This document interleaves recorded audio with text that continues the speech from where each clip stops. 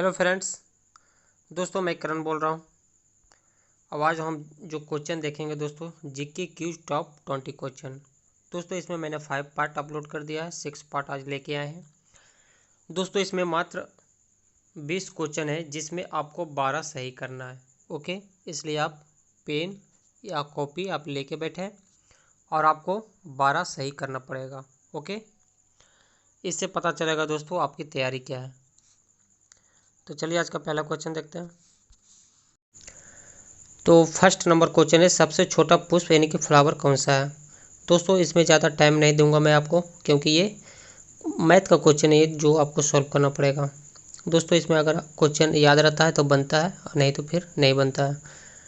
तो so guys, आप question को याद रहे या फिर नहीं याद रहे, आप क्वेश्चन को आपको देखना है और ध्यान से देखिएगा और मेरी बातों को सुनिएगा, क्योंकि सुनने से ज़्यादा दिमाग में सेट होता है। तो ऑप्शन में आपका है लुडोसिया बुल्फिया आर्किड ऑफ विक्टोरिया रिजिया। तो सबसे छोटा पुष्प की बात की गई है, तो दोस्तों आंसर हो जाएगा बी नंबर। दोस्तों एक्स्ट्रा पॉइंट ही आपका काम का चीज़ है, क्योंकि बुक में तो आप क्वेश्चन पढ़ लेते हैं, लेकिन एक्स्ट्रा चीज़ को आप वीडियो के थ्रू या फिर टीचर के थ्रू ही आप पढ़ सकते हैं। लुडोसिया क्या है दोस्तों? तो लुडोसिया होता है सबसे बड़ा फल। ठीक है, ये सबसे बड़ा फल होता है और बीज भी होता है।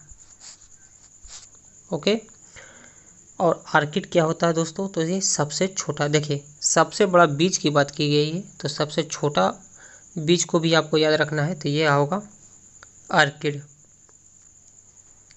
ठीक है, छोटा है सबसे। अब विक्टोरिया रिजिया जो होता है दोस्तों, सबसे बड़ी पत्ती होती है। तो आपके मन में सवाल में आ रहा होगा कि दोस्तों सबसे छोटी पत्ती कौन सा है? तो सबसे छोटी पत्ती भी आपका बुल्फिया होगी। देखिए दोस्तों, सबसे छोटी फ्लावर पूछे, सबसे छोटी पत्ती बोले या फिर सबसे छोटी फल बोले, ये आपका आंसर एक ही होगा, बुल्फिया।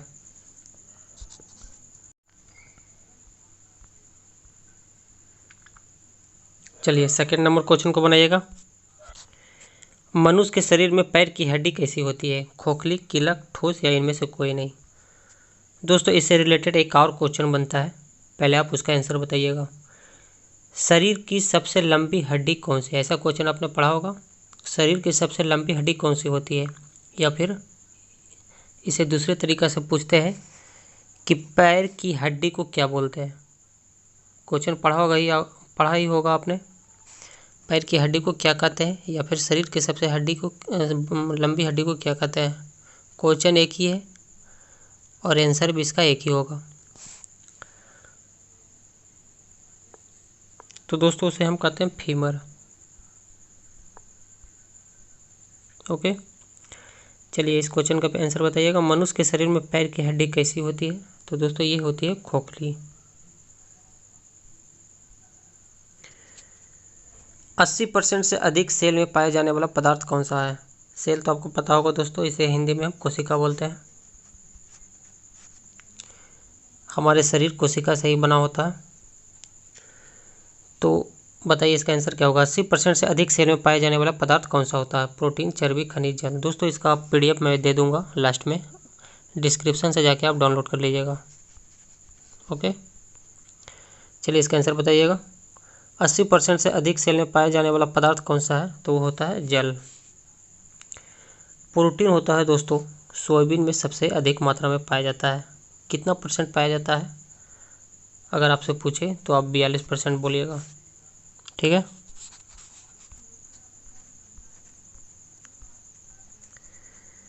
संसार का सबसे बड़ा पुष्प, ये तो मैं बता चुका हूँ आपको आंसर, ये तो आप टिक कर लीजिएगा।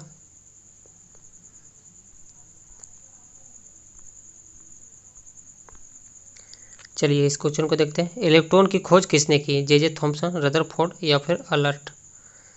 और लास्ट में आपका नील्स बोर। दोस्तों ये कई बार एग्जाम में आ चुके हैं, और दोस्तों ये हर एक आदमी को पता होता है, क्योंकि हम लोग बचपन से केमिस्ट्री पढ़ते आ रहे हैं। चलो बोलिए इसका आंसर क्या होगा। इलेक्ट्रॉन की खोज किसने की थी? तो दोस्तों ये थे जे थॉमसन। चींटी के काटने पर किसका अंतःक्षेपण होता है? फॉर्मिक अम्ल, एसिटिक अम्ल, ऑक्जेलिक अम्ल, टर्टरिक अम्ल। तो दोस्तों चींटी में जो पाया जाता है वो फॉर्मिक अम्ल पाया जाता है, टर्टेरिक अम्ल आपका इमली में पाया जाता है और एसिटिक अम्ल खट्टे पदार्थों में पाया जाता है।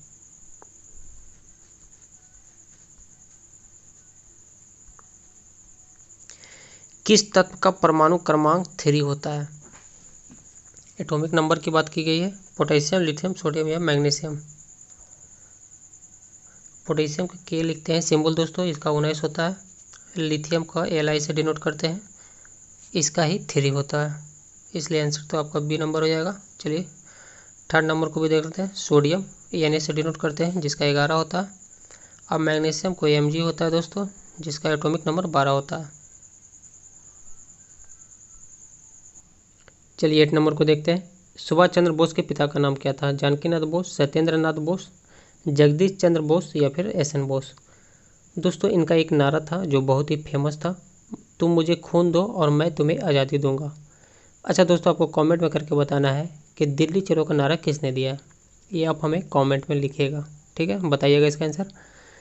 दोस्तों आप कॉपी में लिखते चलिएगा कि आप कितना सही किए हैं। 12 कम से कम आपका सही होना चाहिए। ठीक है, तो इसका आंसर क्या होगा? सुभाष चंद्र बोस के पिता का नाम क्या था? तो दोस्तों उनका पिता का नाम था Janakinath Bose.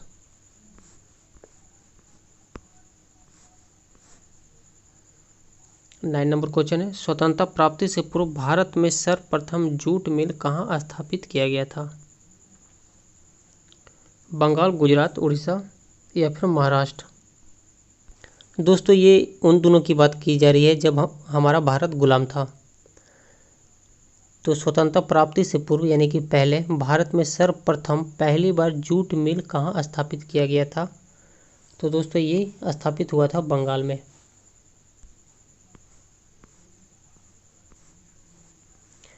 Ten number question है, ब्रह्म समाज के संस्थापक कौन थे?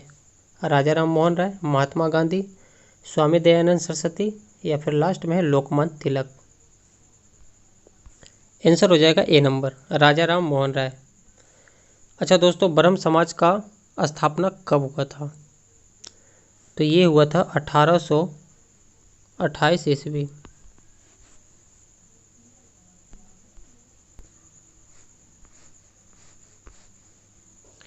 राज्यसभा को और किस नाम से जाना जाता है? उच्च सभा, निम्न सभा, विधान परिषद या वरिष्ठ सदन। तो दोस्तों आंसर हो जाएगा ए नंबर, राज्यसभा को उच्च सभा भी बोला जाता है। इसका 2-3 पॉइंट है जो आप ध्यान में रखिएगा। राज्यसभा का दोस्तों कार्यकाल जो होता है उनमें काम करने वाले व्यक्तियों को, मंत्रियों को 6 वर्ष का होता है। और दोस्तों राज्यसभा या उच्च सभा कभी भी भंग नहीं किया जा सकता है। ठीक है, ये कभी भी भंग नहीं होता है। और थर्ड नंबर पॉइंट में है कि ये एक अस्थाई सदस्य होता है, इसमें जितने भी काम करने वाले ये अस्थाई सदन होता है, अस्थाई सदस्य होता है। ओके, और निम्न सभा आपको हो गया लोकसभा, लोकसभा को ही निम्न सभा बोलते हैं।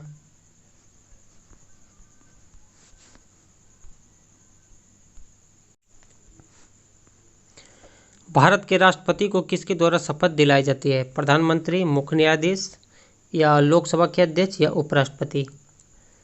इसका आंसर देखेंगे, लेकिन इससे पहले आप ये बात को भी ध्यान में रखिएगा कि दोस्तों भारत का जो प्रथम नागरिक होता है वो कौन होता है? तो राष्ट्रपति ही होता है। भारत का प्रथम नागरिक किसे कहते हैं? तो राष्ट्रपति को कहते हैं। और सेकंड पॉइंट में आप याद रखिएगा कि तीनों सेनाओं का अध्यक्ष, वायुसेना, जल सेना एवं स्थल सेना के अध्यक्ष कौन होते हैं? तो राष्ट्रपति ही होते हैं। अच्छा दोस्तों, इसे जब हटाना हो, राष्ट्रपति को उनके पद से हटाना हो तो उन पर महाभियोग लगाकर उनके पद से हम हटा सकते हैं। ठीक है, और एक बात और ये बताइएगा कि राष्ट्रपति अगर अपना त्यागपत्र देना चाहे तो वे किन्हें देगा? भारत में इतने सारे मंत्री हैं, वे किन्हें जाके देंगे? तो दोस्तों वे अपना त्यागपत्र सीधे जाके उपराष्ट्रपति को देंगे। ठीक है, चलिए अब इसका आंसर बताइएगा। तो दोस्तों इसका आंसर हो जाएगा मुख्य न्यायाधीश। भारत के राष्ट्रगान के रचयिता कौन है? रविन्द्रनाथ टैगोर, बंकिम चंद्र चटर्जी, पिंकी बंकैया या फिर वेंकट सुब्बाराव। दोस्तों भारत के राष्ट्रगान के रचयिता रविन्द्रनाथ टैगोर है। राष्ट्रगान तो आपको पता ही होगा दोस्तों, जन गण मन, ये हमारा भारत का राष्ट्रगान है जो रविन्द्रनाथ टैगोर द्वारा लिखा गया था और इसे भारत में लागू किया गया यानी कि अपनाया गया 24 जनवरी, एग्जाम में आ चुका है ये डेट, 24 जनवरी 1950 को भारत में अपनाया गया इस गान को, जनगण मन को। दोस्तों रविन्द्रनाथ टैगोर से मैं एक और फैक्ट बता रहा हूँ, इन्हें नोबेल पुरस्कार मिला था, ये तो आपको पता है, लेकिन ये एशिया के ऐसे प्रथम व्यक्ति हैं जो नोबेल पुरस्कार प्राप्त किए हैं। ठीक है, एशिया के ऐसे प्रथम व्यक्ति बन चुके हैं जिन्हें नोबेल पुरस्कार मिला है। दोस्तों राष्ट्रगान की बात कर लिए हैं तो राष्ट्रगीत की भी बात कर लेते हैं। राष्ट्रगीत का रचयिता कौन है? राष्ट्रगीत आपका हो गया वंदे मातरम, उनका लेखक है बंकिम चंद्र चटर्जी। क्या आपको पता है कि भारत के किस राज्य में सर्वाधिक वन है? अरुणाचल प्रदेश, मध्य प्रदेश, छत्तीसगढ़ या महाराष्ट्र? तो बताइए आंसर क्या होगा। दोस्तों सर्वाधिक अगर वन की बात की जाए तो मध्य प्रदेश है, लेकिन आपको यहाँ पर याद ध्यान में ये रखना है कि ये कितने वर्ग किलोमीटर तक फैला हुआ है, यानी कि मध्य प्रदेश का जो वन है, जंगल है, ये कितने वर्ग किलोमीटर तक फैला हुआ है, तो ये है 77,462 वर्ग किलोमीटर। ये तो हो गया फर्स्ट नंबर पे, लेकिन सेकेंड नंबर में कौन सा राज्य आता है? तो ये आता है अरुणाचल प्रदेश। पहला आता है मध्य प्रदेश जहाँ सर्वाधिक वन का क्षेत्रफल है, और सेकेंड में अरुणाचल प्रदेश, और थर्ड में हो गया छत्तीसगढ़, और फोर्थ में आपका है उड़ीसा, और फाइव में आता है दोस्तों महाराष्ट्र। ठीक है,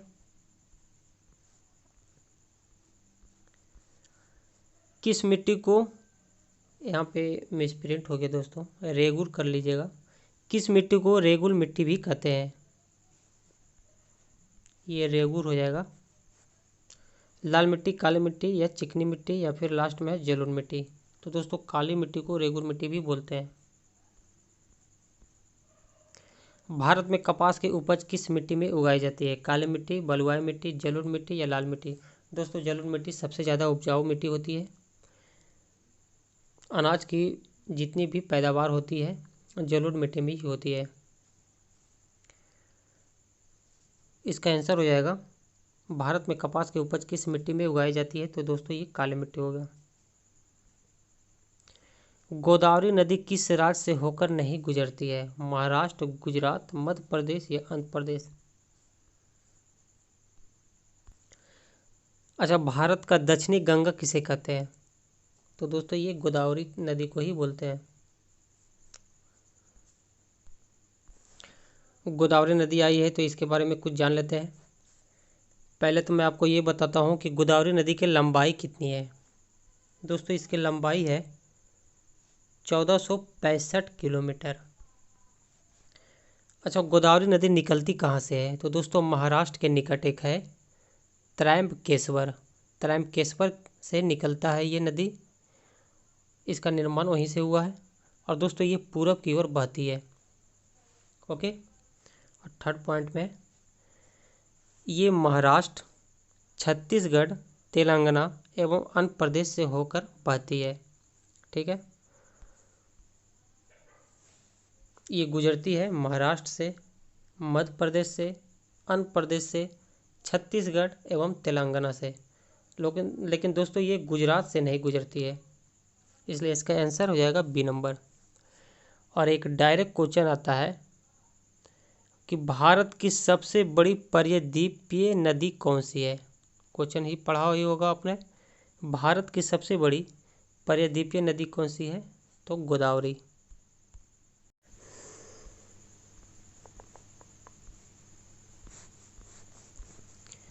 भारत की सबसे लंबी नदी कौन सी है जो समुद्र में जाकर नहीं गिरती है? गंगा, यमुना, ताप्ती या कावेरी? दोस्तों भारत की सबसे लंबी नदी अगर डायरेक्ट पूछे तो आप गंगा को टिक कीजिएगा, लेकिन आपसे क्वेश्चन थोड़ा सा घुमा दिया है कि भारत की वो सबसे लंबी नदी जो समुद्र में जाकर नहीं गिरती है। तो दोस्तों ये है यमुना नदी। इंग्लिश चैनल को तैर कर पार करने वाली पहली भारतीय महिला कौन सी है? तो दोस्तों आंसर हो जाएगा, ये आंसर यहाँ पे आप यहाँ गलती से मिसप्रिंट हो गया दोस्तों, ये आंसर होगा आरती शाह।